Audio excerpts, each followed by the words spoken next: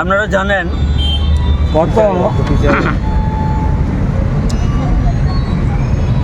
1 November 2026 ইংরেজি ত্রিপুরা রাজ্যের বর্তমান সরকার সিএইচজি কর্মীদেরকে তাদের কোনো কিছু না বলে চুপিসারে এক আদেশ বাহির করে তাদেরকে কর্ম থেকে বিরতি দেওয়া হয়। এটা মূলত একটা অন্যায় কাজ। 1986 ইংরেজিতে কেন্দ্রীয় সরকারের অনুমোদন নিয়ে তৎকালীন রাজ্য সরকার কমিউনিটি হেলথ গাইড এদেরকে নিয়োগ করা হয়। তাদের কাজ ছিল প্রত্যেক বাড়িতে বাড়িতে মুমূর্ষু রোগীর পাশে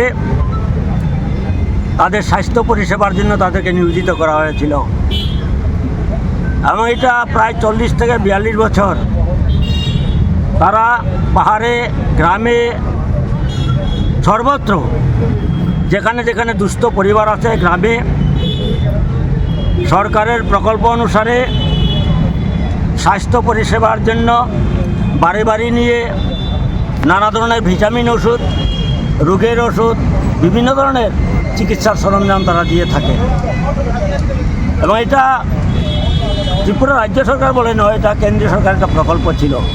তৎকালীন রাজ্য সরকার এটা শুরু করেছিল এবং গভর্নমেন্টের সিদ্ধান্ত অনুসারে তৎকালীন সময়ে প্রায় 3000 স্বাস্থ্যকর্মীকে কমিউনিটি হেলথ গাইড কর্মীদেরকে নিয়োগ করা হয়েছিল।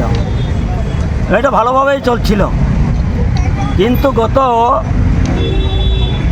1 নভেম্বর 2025 ইংরেজি হঠাৎ করে তাদেরকে কর্মী থেকে ডিসকন্টিনিউ করা হয় তাদের কাজে থেকে।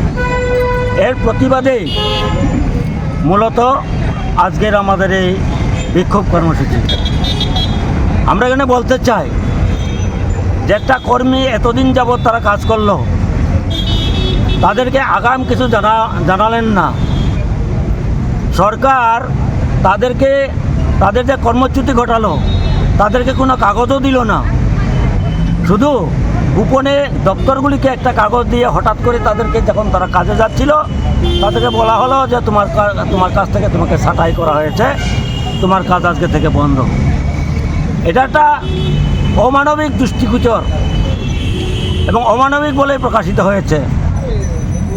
সরকার এই কাজটা শুরু করেছিল শুধু তাদের জীবিকা নির্বাহের জন্য নয়, এই রাজ্যের এবং এই দেশের যারা মানুষ, রোগাক্রান্ত মানুষ, তাদের স্বাস্থ্যগত অবস্থা তাদের খারাপ আছে, তাদের কাছে সরকারি স্কিম অনুসারে তাদের চিকিৎসার সরঞ্জাম, ওষুধপত্র এগুলি তারা সরবরাহ করত।